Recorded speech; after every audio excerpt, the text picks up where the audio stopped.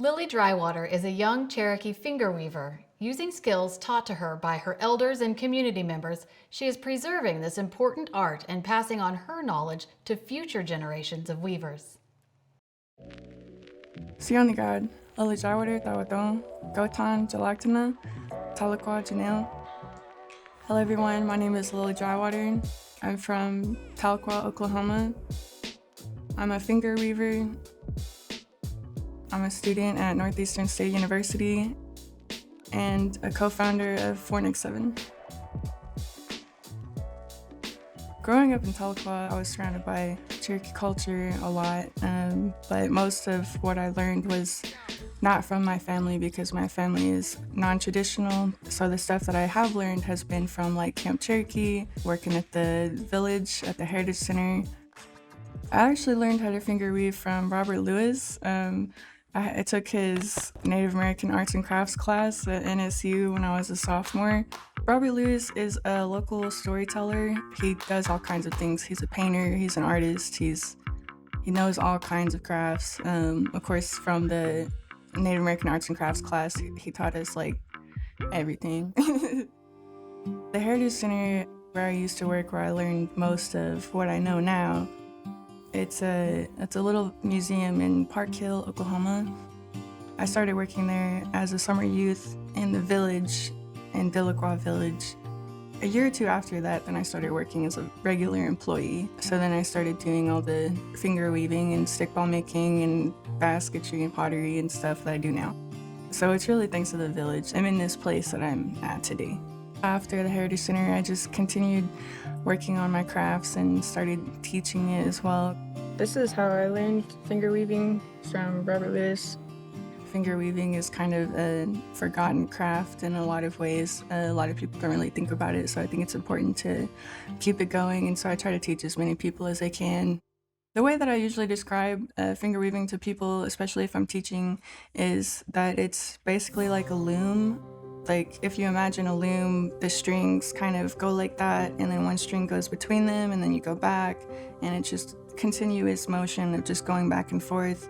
That's basically what we're doing, except it's just with our hands. Yeah, people ask me sometimes what the hardest part of it is, and it's definitely just having the patience.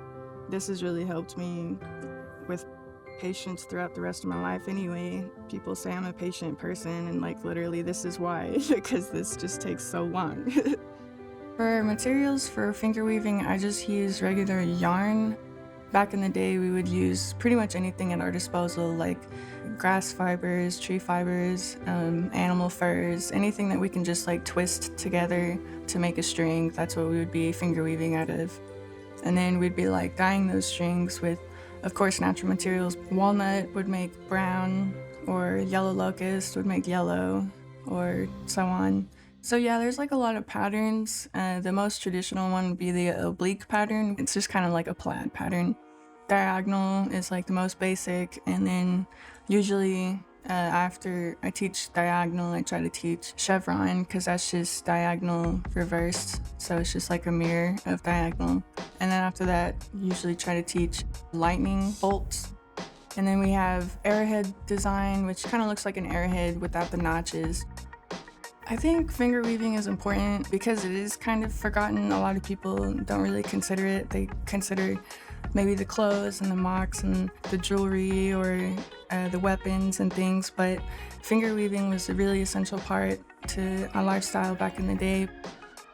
We used to use finger weaving to make belts and straps, like for bags or gunpowder horns.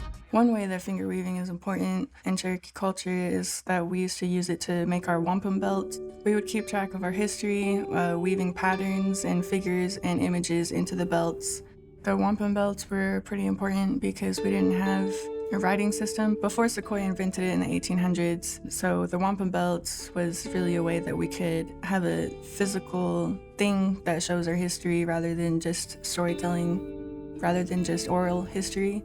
I usually tell people that finger weaving is my therapy. It helps me work through whatever I'm going through, just because it's just relaxing and just doing the same motion over and over, and then after a while you have something that you can look at and that's what you've been working on this whole time. And instead of just sitting around thinking about whatever you were thinking about, you actually have something to show for it. So that's nice. I teach fingerweaving because I want to be part of the revitalization effort. I don't want it to continue to be a forgotten craft. I don't want future finger weavers to have to say that it's a forgotten craft. I think it's important just to keep our culture going, to teach kids to have a sense of self, to have a sense of culture. Because of colonization, a lot of us didn't grow up traditionally. Just having one connection to the culture for people who didn't grow up traditionally can really mean a lot. I'm currently a student at Northeastern State University in Tahlequah, Oklahoma. My major that I'm going for is American Indian Studies with a minor in communications. And with that, I basically just want to continue doing the work that I'm already doing, which is just cultural outreach, community involvement, teaching crafts. My main goal is just to work with kids and teach them what I know, so that way we can continue on with the culture. So I think teaching the kids as much as you can and the best way that you can is really, really, really important. 4Next7 is a discussion and community involvement group. We started in mid-February of 2022. We're a youth and indigenous-led group. I just kind of looked around Tahlequah and thought about what was missing and what we needed, and I was like, well, let's just start. So I just grabbed some friends and was like, this is what we're doing.